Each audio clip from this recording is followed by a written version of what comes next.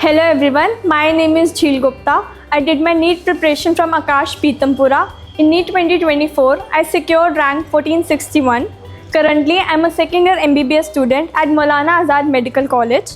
I think that the key to my success was being a consistent student and asking a lot of doubts, because doubts really help in enhancing your performance, as well as a message to the aspiring NEET students. I would like to say that always evaluate your errors that you make in your exams and make a mistake notebook. That will really help you in the NEET end of your preparation. मैंने आकाश पीतमपुरा से की थी. आकाश की faculty बहुत अच्छी है, that they have the best of the teachers, जो आपको सारे कॉन्सेप्ट बहुत अच्छे से एक्सप्लेन करेंगे एंड आपको कोई भी प्रॉब्लम आएगी तो वो आपकी हेल्प करेंगे.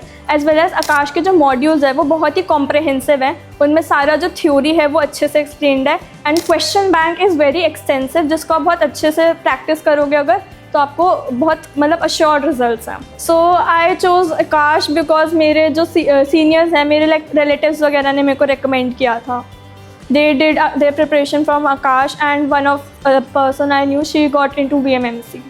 My strategy was basically being consistent throughout the journey. Class में सर जो बोल रहे हैं उसको अच्छे से सुनना, नोट्स बनाना, घर जाके उसी चीज़ को रिवाइज़ करना ताकि वो आपके दिमाग में एकदम छप जाए, एंड क्वेश्चंस की प्रैक्टिस करना, क्योंकि अल्टीमेटली हमें क्वेश्चंस की प्रैक्टिस बहुत ज़रूरी है, कैसे उस क्वेश्चन को अटेम्प्ट करना है apart from the theory. My family was always very supportive that I should go and interact with my teachers if I have any sort of problem, not just academic doubts but overall कहीं पे भी strategy में दिक्कत हो रही है, कहीं वैसे प्रॉब्लम आ रही है प्रिपरेशन में which is apart from just the theory और कंटेक्स्ट, तो उसमें भी दे वर ऑलवेज वेरी हेल्पफुल कि मैं जाके बात करता हूँ अगर तुम नहीं कर पा रही तो ऐसा. So NCERT is definitely very important in NEET preparation, because जो एग्ज़ाम पेपर होता है वो मोस्टली NCERT से ही बनता है, स्पेशली फॉर बायोलॉजी.